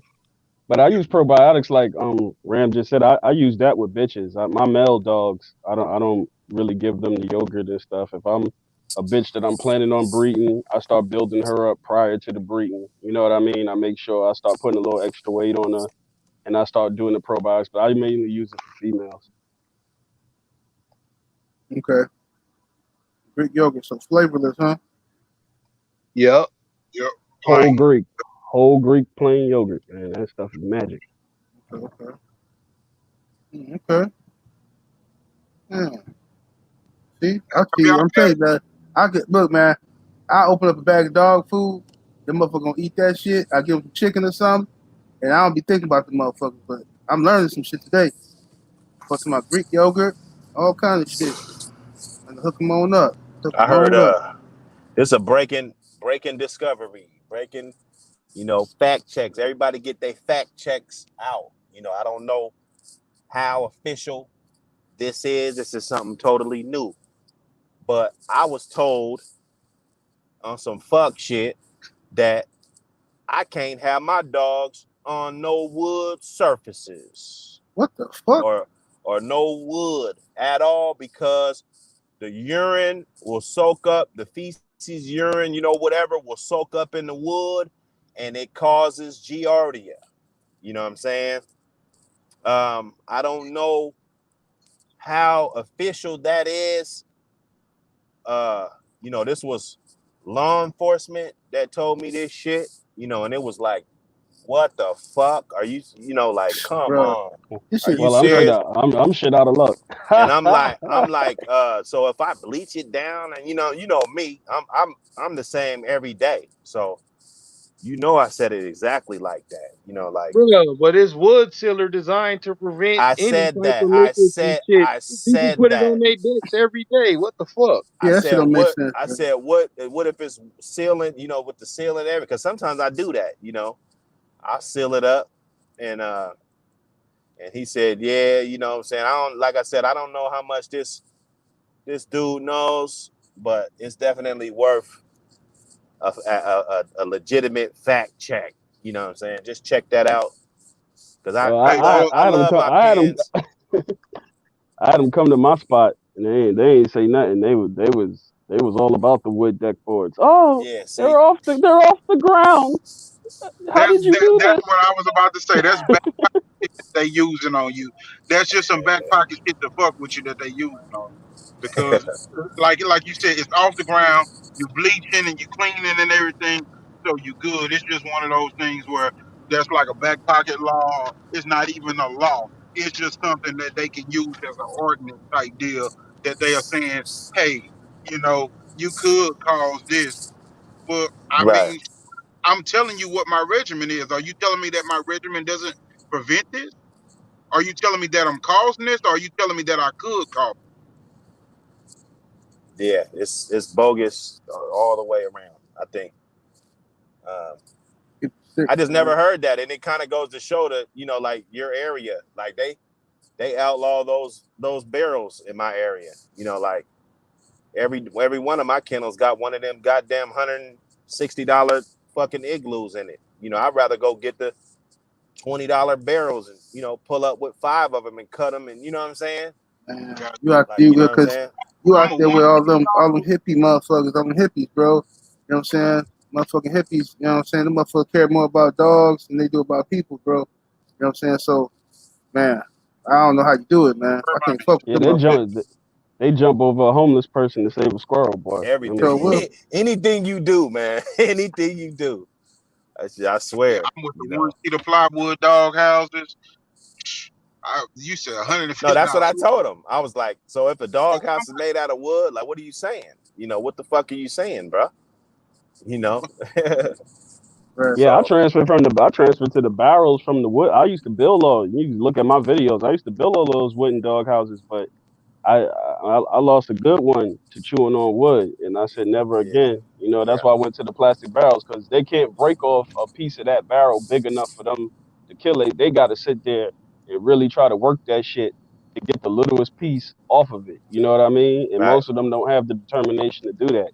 So that's fucked up, man. Yeah, Mm-hmm. that's some baby back bullshit right there, bro. Right. Mm-hmm. Yeah, that's some old dumb shit. They made freestyle and shit. You know what I'm saying? Freestyle. They looking for some other shit. They just decide, well, shit. Okay, you can't find that. Let's freestyle this shit. Okay, your motherfucker, you got wood out here and shit. Can't have wood. It might start a fire if somebody smoke a cigarette. Like, what? The fuck you talking about? And if lightning Yeah. strike, then everything gonna burn up. Type shit. Man, get the fuck out of here. You smoking by your dog. Right. Come on, Yeah, man. weed is legal, but you can't smoke within 20 feet of your dog. Otherwise, you know what I'm saying, it's animal cruelty if you're smoking around your dog type shit. Nah, Fucking they'll weirdos, do man. that. Like if I pull up and I'm smoking, well, you probably get a DUI. But Hey, have y'all before, noticed something? Remember when we were younger, when you used to see them videos of the little starving kids, feed them for 10 cents a day? yeah, Right. They have replaced that with the dog. You hear Oh that yeah. sad music come on, and now it's no longer to feed the people. It's feed the dog, support a dog. They right. had shit singing in the background, cuz. They had shit Exactly. singing in the background, cuz. The same music that used to sing for the kids and shit is now for the dog. And Mm-hmm. it'd be like half of the fucking dogs, bro. Like, were they really this bad off, or were they really old dogs, the dogs that had ailments and stuff that people, transition over to y'all? They be making that shit look like it was just like some horrific ass, crazy ass shit. The dogs be with the tremors and the shake. Man, that dog obviously has an ill. Mm-hmm. Hey, nigga, Yeah. that dog full of parvo and worms, nigga. What he's supposed to look like? Yeah, Like, they what the full of fuck? shit. Eyes of Motherfucker. the angel looking ass bitch. Fuck No, out of that's here. all that shit is about money, man. That's like a non-profit organization, and they rely on donations. So Exactly. when they do them videos, they want people to donate that money, and they ain't no different than any other kill shelter. That's all they do is collect y'all money, and they take anybody who is high notoriety who rescues a dog. They take pictures of them, and when they can't get rid of the rest of them, they just euthanize them. That's how they play ball. It's all about money. And it's a legitimate hustle to that whole thing. That old Carol Baskin. I just rescued him, but he's selling cubs. That Yeah, old man. Salute Cash G, Dead Gang Boxing. I see What's y'all. happening? Y'all in the building? Cat G, dead game. Salute everybody in here. Yeah, boxing the barbecue. I see you. Yeah, man. I think they I don't know, man. That's why I try to stay away from hippie motherfuckers, man. You know what I'm saying? Because them people insane. Bro, I'm gonna tell you, I seen a video one time on YouTube where this dude was out there fishing. Him and his boy out there fishing. These motherfucking hippies came up to him and took his fish and threw it back into the water and said and told him, how'd you feel if somebody put a hook into your face? Man, I said, bro, that could have been me. I'd have fucking slapped the shit out of that motherfucker. How the Man, I fuck you done gonna... threw that motherfucker in the water and told him, now go catch my fish, bitch, with Man, your motherfucking mouth. You weird better ass not hippies. come out of it unless you got a fish in your mouth, motherfucker. Yeah, motherfuckers. They kill me with that shit. They so concerned about animals and shit. Oh, how could this motherfucker tell me? They say this on my Instagram. How can you eat all that meat? It's so disgusting to eat the flesh of an animal. And then I go to this motherfucking Instagram page. He a vegan, but he got all this fake ass meat and shit. Impossible burgers and motherfucking fake ass chicken and what, motherfucker? You try, nigga? That's like fucking a sex doll instead of a real woman or something. Get your weird ass up out of here. Yeah, You want this motherfucker nigga wanted jacking meat. off, but he got Beyonce laying next to him. Talk Nigga, about Yeah, us. Talk about you us weirdo. fornicating, and he at the house with a doll. Yeah, yeah. you fucking But the shit is weirdo. Fuck out of the shit here. get too weird though, man. Because I mean, at what level does it stop? Does every fucking thing got feelings? You think that plant likes you ripping its leaves off and shit? Right, Like, right. you know what I mean? Like, what the fuck? What about the fucking plant? Hey, Yeah, Thompson. It's a living, breathing thing. right, man. Hey, man, the motherfucking That's a grass. gangster fact. Yeah, that's what I say, man. Motherfucking grass probably crying and shit. Motherfucker stepping all over the grass and shit, walking through. You know what I'm saying? Like, man, get out of here. Motherfucker all Cutting getting them all up. every week. Nigga coming there with the big ass saw fucking on the goddamn lawnmower, cutting them. He Right, crying like right. a motherfucker. Yes, That all shit that hurt. slaughtering the shit Yo, out of that grass and shit. you can imagine if your lawn busted out crying when you pulled out the lawnmower cut. Man, the Please, grass, no. right there. Motherfucker, like, yo, so you chopping that motherfucker right up. All right, man, this shit crazy. Picking up, eating all the goddamn strawberries, picking the shit out of them. You know what I'm saying? Leave them motherfucking strawberries alone. They ain't hurting nobody. That shit took 2 months to get that big. Nigga, you Right. just gonna go snatch them off. He didn't even have a chance to reach his adulthood. And you motherfuckers Yeah. not already snatched them up. You know what I'm saying? Eating up all the goddamn apples. What the fuck is y'all doing out here with yourself? Ain't This shit nobody that crazy. safe, nigga. Hide your lettuce, hide your carrots. Look at that. If you're gonna eat it all and shit. Like, what the Yeah, fuck? man. That's why I say, man, I don't care if what somebody do with their own personal shit. It's just when you start trying to tell other people how to live their life and how to dictate other motherfucking shit because you live in a certain type of way. It's ridiculous to me. I don't understand that. Like, it's people who discriminate against this breed of dog. Don't know shit about it. They just think that these dogs are for fighting. Anybody who got it must be a dog fighter. Yeah, as soon as they see the fucking dog, or they think the dogs attack people, they vicious. So as soon as they see it, they discriminate. They hate, they calling, they plotting and planning, and doing all kind of fucked up ass shit. You know what I mean? And shit is sad, bro. It's fucking sad. You know It- I what it- be told you, messed up? it's that money. It's that money, cuz. When they get them dog fighting busts, that's when they get their most donations. That's what right. they want. They get, oh, we saved 20 pit bulls, we saved them. And then everybody comes and donates all of that money towards them, and then they hustle off again, cuz. And then Oh they yeah. just turn around and put your dogs down. No, what did you save them from, nigga? You calling hard than a bitch, nigga. Oh, that's how my boy. Well, I probably shouldn't even say this, but fuck it. I said he don't get no fuck. My partner. That's how he do with his He got some more mutts over there and shit, right? He got some more mutts. You know what I'm saying? Oh, Labrador, boxer, mixing ass dog. And he'll get these motherfucking puppies. They be breeding. And he'll sell them motherfuckers. You know what I'm saying? The mutts. And he be popping them shits off on websites. He be like, hey, I got these dogs. He be catering to the tree huggers. He said, man, I got these dogs. These dogs was the guy who I got them from was fighting them. And I got all the puppies from him. And now I need to sell them to get my money back. You know, motherfucker be buying them $500 a piece for the mutts. Tree huggers, idiots. I said, that's a good hustle. Shit, working. Wow. Wow. Damn. But Plug me up with homie. Shit. go deeper into that rabbit hole. If you're gonna scratch the surface, go deep into that rabbit hole. Because people was telling me, even y'all brought up that Vic situation. The rehoming fee for them dogs was like they was selling that man shit. Like Absolutely. let's keep it 100 now, because this is a story that happened to a partner of mine who had a sick puppy, and it was a purebred dog, beautiful dog, and he went to the vet because the dog was sick. And I never forget when he told me this story. He said he went in there. He said, "How much is it going to be?" He was like 250 short on it, and they was like, "Oh, it's a." They knew it was a pure. It wasn't even a game bred dog. It was another breed. I forgot what the fuck he used to have, but he was a little bit short with the change. And tell me how the vet said, "Oh, we'll save the dog, but you have to leave it here. You have to pretty much donate us the fucking dog." And I was like, "Damn." I said, "So they said they was gonna save your shit, and but you had to give them the dog. Like they put you in a moral dilemma, and you trying I've to heard save that your before. animal." I've heard that shit before. Vets Thank do that you. shit all the time. They do that where they won't save your dog for you and bill you, but they will save your dog and they'll resell your sell your dog.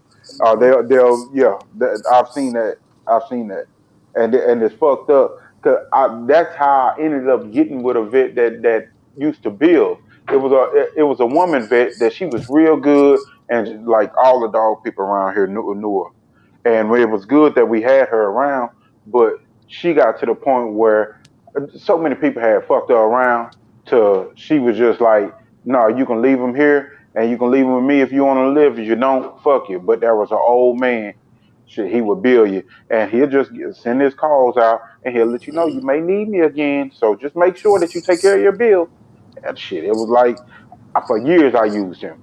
Funny looking old dude. This dude had 3 strands of hair that he used to comb over the top of his head.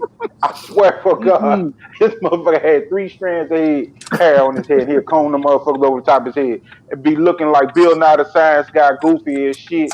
Right. But he knew his shit, and he So they said, had and he one always Peter looked out for me. Griffin at the head. I know my dude. He had a female dog. She had pups. You know, he ain't no by any stretch of the imagination like a dog man. But you know, he's a pet owner. He had the dog. He had a litter, and the pups did a number on the dog. You know, he was calling me every day, asking me things about it. She got sick. You know, I ain't even tell him to go to the vet. I was just like, you know, this, do that. You know what I'm saying? He finally was like, all right, fuck, I'm gonna take this dog to the vet. I was like, all right, well, call me, let me know what happens. So he go to the vet.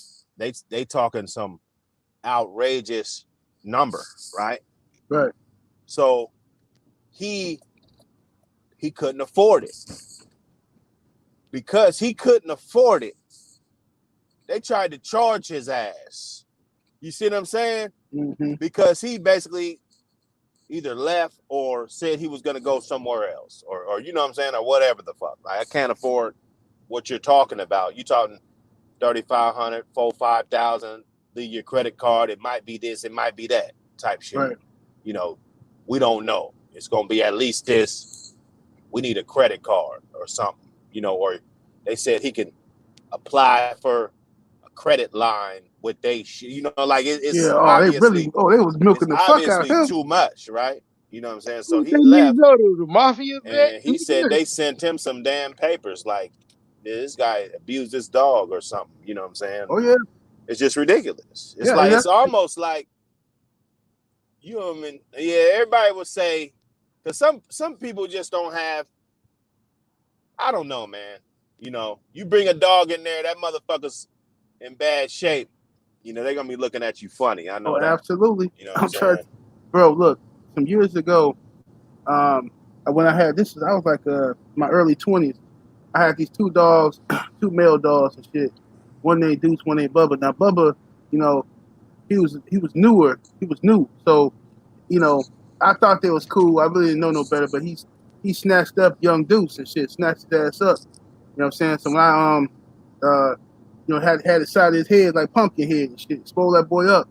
So when I took Deuce to the motherfucking vet. I'm saying I think that's what you're supposed to do, right? Take Deuce to the vet. Like, hey, yeah, my other male snatched him up, grabbed him. These motherfuckers go back and huddle up and have a meeting. That's okay. We're gonna look at them. We're gonna tell you what's gonna be. They say, I know the police show up. Like, what the fuck? They asking me all kind of questions. Like, what the fuck, bro? I couldn't believe it. I said, never again. But I don't even know. That's a good question for y'all, cause y'all, what the fuck? Y'all probably take care of your own dogs, but like when y'all have kennel accidents, a dog, if a kennel accident ever happens, it's fucked up because we can't even go to the vet like a normal motherfucker. Well, that's what I was about to lead to off of this. Is in your area, you need to find a good vet because sometimes, a lot of times, you can find most of these good old country vets and stuff like that. Or if you develop a relationship with a vet from the time that dog's a puppy, when you got one dog like that, that's the best way for you to actually develop a relationship with a with a vet because they've been Yeah, seen them for so long, so you've developed that relationship, and they know that you're about the health of your dog, and they don't treat you the same as if you just came in one time. right, So if it's anything that you need with raising a puppy, is to find a good vet that you can actually work with, and you can develop that relationship with that vet to where if you came in and something like that happened and you really needed them and traumatic, they'd be like, "Oh no, it's little pup. I've seen him ever since he was still 6 weeks old." You know, they had that relationship with him, and they had a relationship with you. right, Yeah, right, see, finding a seasoned vet is real. Like I tell people, it's hard to find a good vet, man. That shit is like trying to find a suit that fits you right. You know what I mean? It's hard to find them, but when you do find one, you better stick with that motherfucker. I'm gonna tell you that right now. And don't go to them.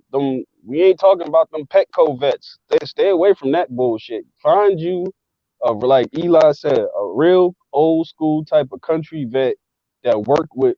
If you are in a rural area and you got them guys who hunt dogs and shit like that, ask them who they go to when they gotta go to the vet. Cause that's the vets that you need to deal with. Cause some of these cats that just came out of school and they on their extra tree hugger shit and like 78 said, man, some of them they haven't been around real working dogs. They don't know what a real working fucking dog is. They get around them and next thing you know, they out here asking for your driver's license and the next day the man at your house and shit. You know what I mean? It's real shit.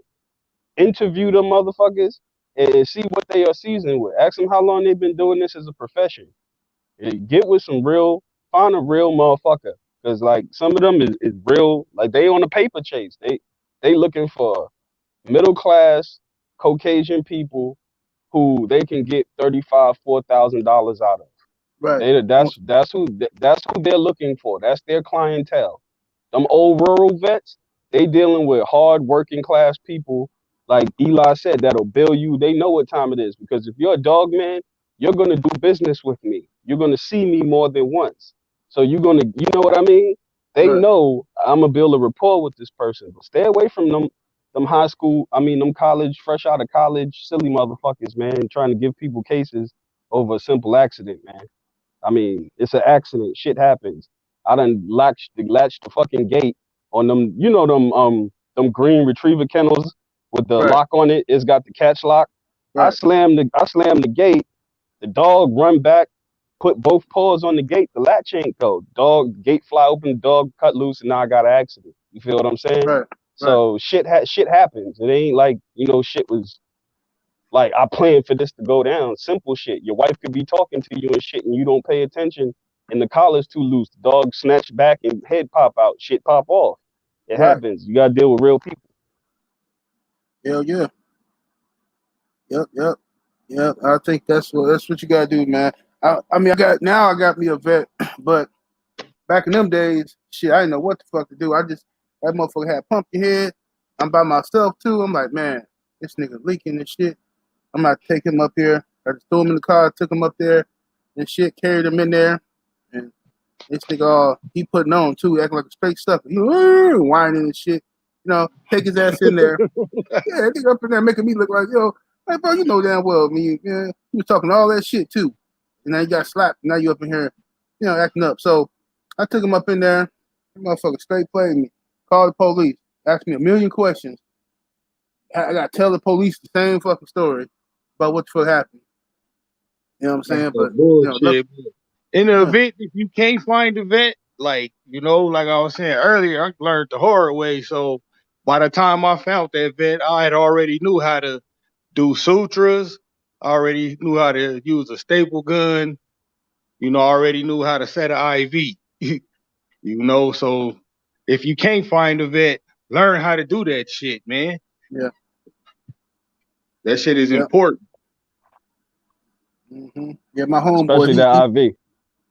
Oh yeah, that IV, man. You make sure it's at the dog's temperature of the dog. You don't want to give it to him too cold. He gonna go in the shock. Too hot, he gonna go in the shock. You gotta get Room that shit temperature. right. Yeah. What's some signs of a dog overheating? If you, Coming out the hole, motherfucker, over breathing, frothy mouth. Fucking pissing out blood. It's just a whole lot of just different symptoms of just different stages of overheating, running Yeah. hot. And worst thing for a dog if they overheat so bad to the point that their kidneys get real stressed out. Yeah. When a dog kidneys, man, it's easy that overworking part. Like if you overwork them and they get too high, overworking and shit, it's easy to damage a dog kidneys and they'll never be the same. Yeah, you see a lot of old dogs that been worked hard. They be having major kidney issues, man, from being too much put on them. Salute to the homie Jedi King Pudge in that super chat. Appreciate you, bro. Says great dog talk, brothers. I learned a lot tonight. Shit, I'm learning too. Shit, I'm soaking this shit up. That's why I like talking to other dog men and shit, man. Because man, it's like it's some good ass conversation. You can always learn something. Everybody got different techniques. Woo woo. You know what I'm saying? Just soak up the game. What's up, Kendrick Kendalls? I see you in the building. Salute, fam. Yeah. Hey, y'all with those old dogs, have y'all ever used like Rimadol for like arthritis and stuff and pain? The old dogs. Where y'all? Yeah. Well, no, like my old dog, even though she be outside, but like she got like my old lazy boy outside in the shade cooling. Hmm. And she outside inside dog. So yeah, she don't really, and she still get walked and all that shit. I actually walk my dogs and shit. I actually enjoy doing that shit. Yeah, because a So lot of them stiffen up, and a lot of vets will give you like a dosage of Rimadol oh where yeah, no, she ain't there yet. She might be going a little bit deaf, maybe. She getting hard of hearing, but yeah. Don't Those, come up to the those, gate. She still barking. She still got one left. God damn it. Hey, shout out to my man Kendrick, man. Get money. yeah, Yeah, those yeah. I fucks boys. with Kendrick, man. He got a cool ass setup too. Good Yes, bred indeed. dogs too. Y'all boys doing a good thing with these animals. Yes, indeed. You saying something, Buck? Them Trying to fish make it. real good for the old dogs too. It kills inflammation fast. You know what I'm saying? It keeps their joints kind of lubed up and stuff. For you too, for us too. You know what I'm saying? That's true. fish oils is good. And I know they got those capsules or those little pods, but you can actually go to the nutrition store and they got it just in the bottle. You know what I'm saying? Some of the shit you got to keep refrigerated. Some of you could just keep in a cool area. But like you can get just a pure, just 12 ounces or whatever, just straight oil. You know what I'm saying? And get a little teaspoon. Put it in there. That shit's good, bro. I like that salmon oil and cod oil. Yep. Yep. See, but I feed salmon too, like once, twice a month sometime too. So, my dogs get that shit in them. I don't just feed just chicken, chicken, chicken. I do change it up on them. You know what's crazy is when you start feeding a good regimen, a good diet, and you get your oils and everything right, you can see the difference in these dogs' health and in their coat. Like this dog in my avatar. When I first got him, he was a real light color, and then he just started to darken up. He was a double bred grandson of Champion Lil Buck. And when I say he just darkened up and just started to look like a completely different dog. When you take care of a dog, they should shine with health. That health, they have a glow to them. Yeah, I seen that before. That I had coat tell a story, boy. I had a little dusty ass little red dog one time. And I got him from somebody they was feeding him whatever the fuck they was feeding him, like some I don't know, some puppy dog chow or some shit they was feeding him. And I changed his feed up in like a fucking month, man. This dude coat was shining like a motherfucking he coughed the showroom floor or some shit. I'm like, shit, this motherfucker had a nice little coat up under here. You know what I mean? Yeah, that shit definitely means something. That feed. Sit here. Yeah, it's like Buck. Who had brought up the senior dog food? Like some of them dogs, as they get older, you got to change shit up. You know what I mean? Like, yeah, when you 70, 80 years old, you ain't eating fried chicken and French fries like when you was 19. You know what I mean? It shit just don't. It don't pan out like that. You got to switch it up as the dog is aging, man. So you may have to modify the feed to keep them healthy, because older dogs can't process shit like a young dog. You know what I mean? Yes, indeed. Yes, indeed. All right, y'all got any other topics y'all want to tackle before we end this? Hell no, man. Shit, I'm good, nigga. I smoked a Okay. fucking blunt, nigga, took some Yeah. dabs. Shit, nigga. We Right. can keep cooking though if y'all want to, nigga. I'm Oh still man, scratching shit. y'all can go down here and you know what I'm saying? Go down here and piss off these tree huggers and eat me some chicken and shit. Yeah, You know what I'm saying? stay sucker free and tunnel vision. You know what I'm saying? Absolutely. Yes, Absolutely. sir. Hey, And the devil is busy, man. Keep it moving. Yep. He a motherfucking lie. Don't forget that. for sure, man. Hey, salute. Salute to the mighty LDBC. Much love to the chat. Super chat and everybody came through showing love. Wait. Hold on. Before we get off. Uh-huh. To the two motherfuckers who hit the thumbs down, your mama is the head mopper at the local Jack Shack, and your daddy eat dick meat sandwiches for a living, bitch. Please, hey, Yeah, y'all smash that like button, man. Hit that like button on the way up out of here, man. Salute to y'all. Peace. And we're up out of here. Deuces, man. One. peace.